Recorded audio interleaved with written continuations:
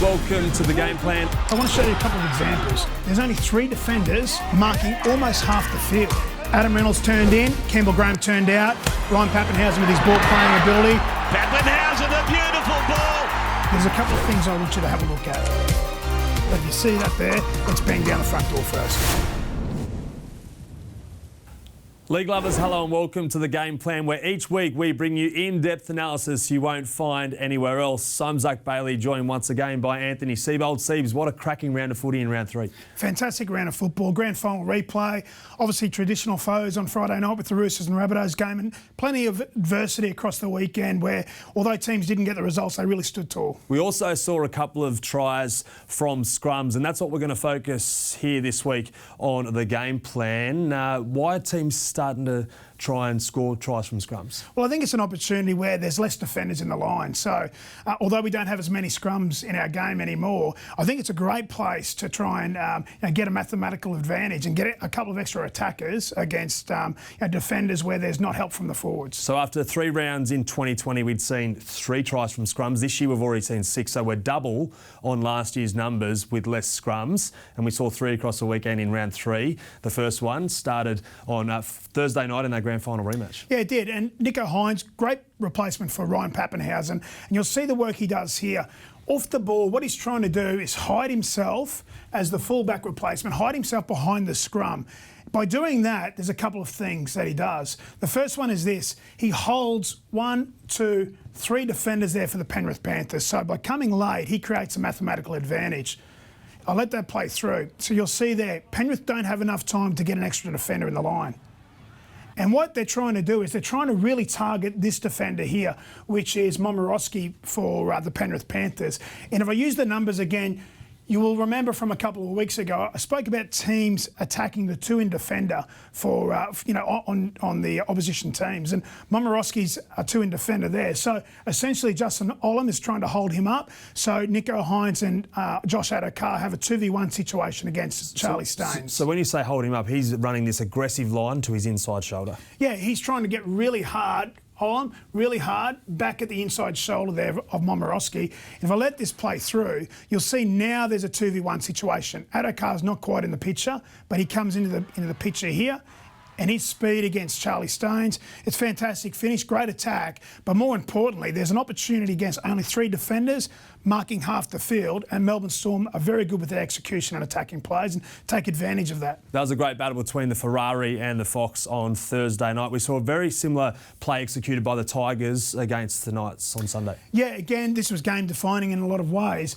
And you'll see, again, Dane Laurie. So Dane Laurie's the fullback for the West Tigers. Very, very good player. He's been playing really well to start the year. So he's wearing the number 1 there for the West Tigers. Now, again, he's hiding behind the scrum. And what he's trying to do is to get Newcastle Knights to lock in 1, 2, 3 defenders on that side. And again, 1, 2, 3 defenders on the opposite side. So he's trying to get a mathematical advantage. Newcastle don't know which way he's going to go. So the art of this play and the first example we looked at was deception. So that fullback is clearly trying to hide, even there behind his own teammate. So the Knights are left in 2 minds as to where to put their defensive. Yeah, really similar example to what Nicho Hynes did on Thursday night. He hid behind the scrum, and Dane Laurie does it again, on the weekend against the Newcastle Knights. So Newcastle leave 3-3 split with regards to their defenders. And with the new rules, remember, you can't break from the scrum until it is in the lock's hands or at the lock's feet, which is the person at the back of the scrum. So if I let this play through, James Roberts, the right centre for the West Tigers, is really trying to target Anari Tawali, which is that defender there.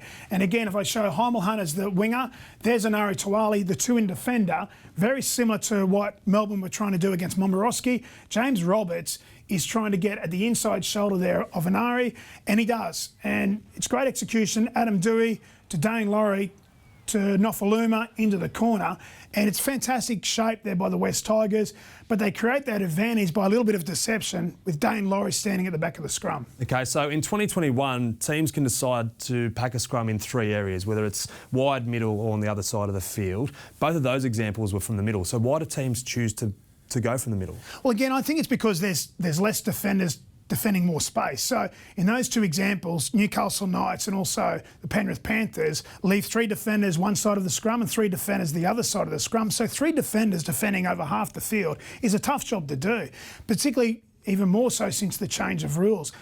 In the old days, I'll talk about 2020 and previous as the old days, you were able to break pretty much before the ball got out of the scrum. You can't do that now. You get a penalty against you if you break early, and if you do it a second time, someone gets sent to the sin bin. So some really good strategies in play over the first 3 rounds where coaches are being really smart, players are being really smart, trying to take advantage of that space. So in the entire 2020 season, we saw 35 tries from scrums. How many of those came from when they were packed in the middle of the field? Yeah, of those 35 tries last year, 33 of those scrums were packed in the middle of the field. So again, you can see why teams are trying to again attack from scrums in the middle of the field, particularly when they're attacking opposition's try lines. Out of yardage, when teams are coming out of yardage up the field, at times they'll pack it in different field positions, whether it's the tap line or the scrum line, but you'll see the majority of teams pack from the middle of the field when they're attacking the opposition try line. You spoke a little bit earlier there about the new rules. Which team's exploiting that new rule of the scrum and the break rule the best? I think Cronulla Sharks are exploiting the new rule the best, and I'll show you a couple of reasons why. Very creative, and they've scored 2 tries from the same play in the first 3 rounds. So I'll go to round 1 game against the Dragons.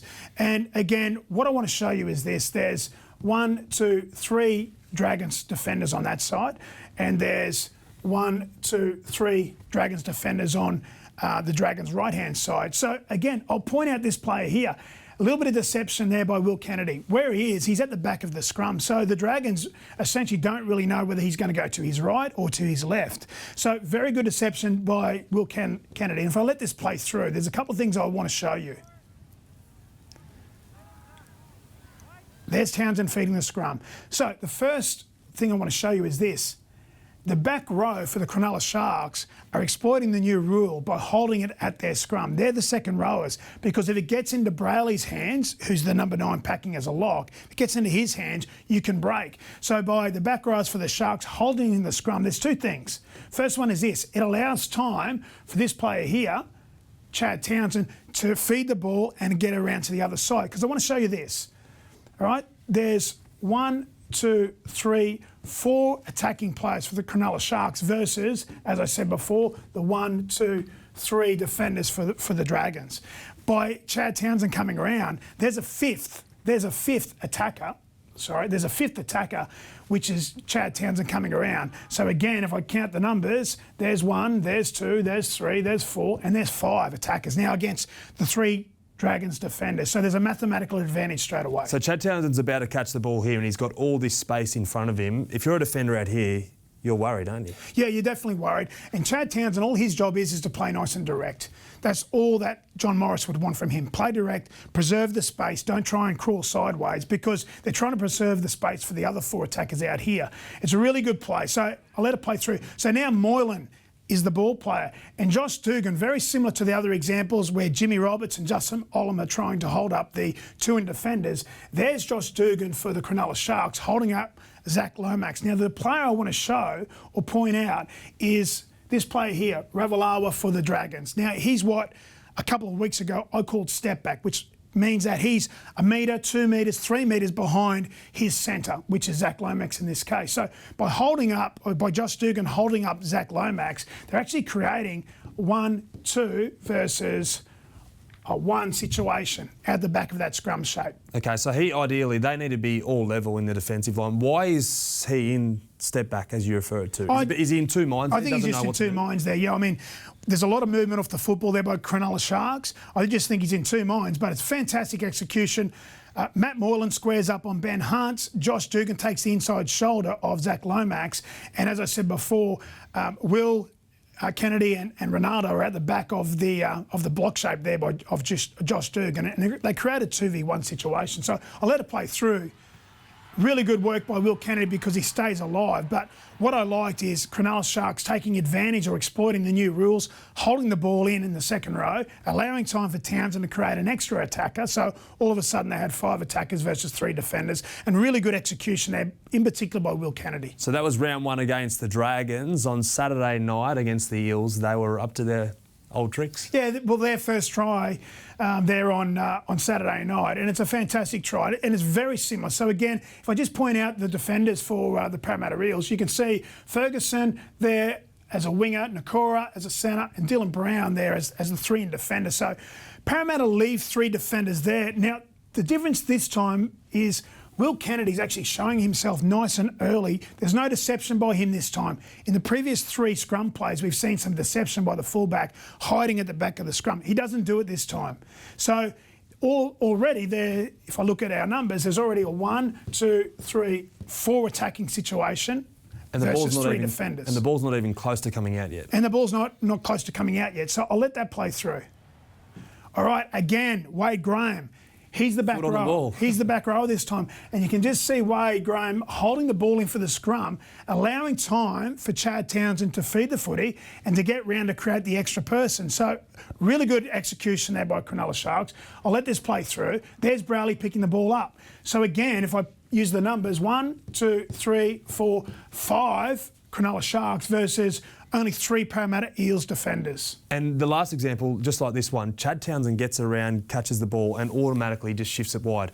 Is that the key to this play? If he doesn't release the ball early, then Parramatta might have time to get their defenders across. By Chad Townsend doing that, what he does, he takes away all the inside pressure of those Parramatta defenders there. And it means that Matt Moylan can square up on the 3 in defender, which I think in this situation is Mitch Moses before he went off. So, again, by doing that, Chad Townsend, he allows that 4 attacking situation versus 3 defenders, he allows that to be executed in the right manner. Okay, so let's play this through again. The ball goes out to Matt Moylan. What happens next? So again, really good lines there by Josh Dugan. He's going to take the inside shoulder of Opacek for Parramatta Eels, which means there's 1, 2 attackers versus Seibold on the wing there for Parramatta. So it's a 2v1 situation because of the execution of Chad Townsend, Matt Moylan, Wade Graham. It's a really good team try, but I'll let it play through. Just before you do, same as with Ravalawa in the last example, Micah Seibold is in step back. He is step back, so that means, again, he's 1 metre or 2 metres behind Opacek. In an ideal world, I'd like to see Seibold there on the end of the line with Opacek, because if Opacek gets caught up on Josh Dugan, it means that he can go and jam on Will Kennedy. So as it plays through, you'll see there, Seibold wants to come and get Will Kennedy, but he misses him by about 1 metre or 2 metres. That's the 1 or 2 metres that he was step back at the start of the scrum play. So again, it's a little thing, but it's a big thing. But I do say this, execution from Will Kennedy is elite there. He's becoming a really dangerous ball player and running player for the Cronulla Sharks. No self-preservation there. He knows he's going to get whacked by one of the biggest hardest strong hitters on the wing these days, but he still shifts it out to his winger and it results in a 4-pointer. Yeah, really good tempo by him. Very good execution, as I say. There's Katoa getting across in the corner. Who was in the picture? Clint Gutherson. We spoke about him the week before, but I just think that Cronulla Sharks are doing some really good things there in and around their scrum plays, and obviously, they're thinking about it during the week and they're going out and executing. Because as I said, 2 scrum plays from the same shape in the first 3 rounds. All right, so if I'm the Eels or the Panthers or the Dragons in those scenarios, how can I defend that play better? What do you look out for? Yeah, okay, so a couple of things I was thinking about how to defend this. The first one is this: because Cronulla show their hand this time and have 4 attacking players already on their right-hand side, one of the first things potentially I would do is move that defender there, which I think is Dylan Brown in this situation. So you'd move that defender over there. So all of a sudden, instead of having only 3 defenders on that side, Parramatta's left-hand side, you would actually have 4. So that's one way they could do it. The second thing I was thinking about was this. So you can see, as I said before, Wade Graham trying to hold the ball in. I have an old-fashioned push, an old-fashioned shove. And think about Steve Roach or Les Davis and all those front rows in the 80s when they used to push in scrums. I try and push Wade Graham off the football to try and disrupt the play or distort the play, which means Brayley and Chad Townsend aren't getting clean ball. And the third way to defend this, as we spoke about at length, is this defender here, which is Seibold. I'd want him on the end of the line. So I wouldn't want him step back on the end of the line so he can go and land on Will Kennedy before he passes the football. Okay, so it's about moving a man, it's about pushing, or it's about line speed, getting up in their faces and making them play early. Yeah, that's the way you try and defend it. But with the new rules and having to stay in the scrum, they're really difficult shapes to defend, and Cronulla do it as good as anyone in the comp. And the reason is because these days the ref has to call break. If you break before that, then it's a penalty to the attacking team, or they can say we're going to repack the scrum. If they break early again, a defender automatically goes to the sin bin. So it's a massive, massive play if they pull it off. So there's a bit of strategy involved. I'm thinking that if I was coaching a team and we got a scrum penalty attacking the opposition line, you'd want to repack the scrum and see if you can get someone to break early again, because all of a sudden someone's in the sin bin. Okay, so if you're a regular viewer of the game plan, last week we focused on fullbacks and their defensive efforts. They're the leader of that defensive line. And what about the defensive play we saw from Roger Tuivasa-Sheck on the weekend? We have to highlight it here because it was just incredible. It was elite. It was a game-defining play.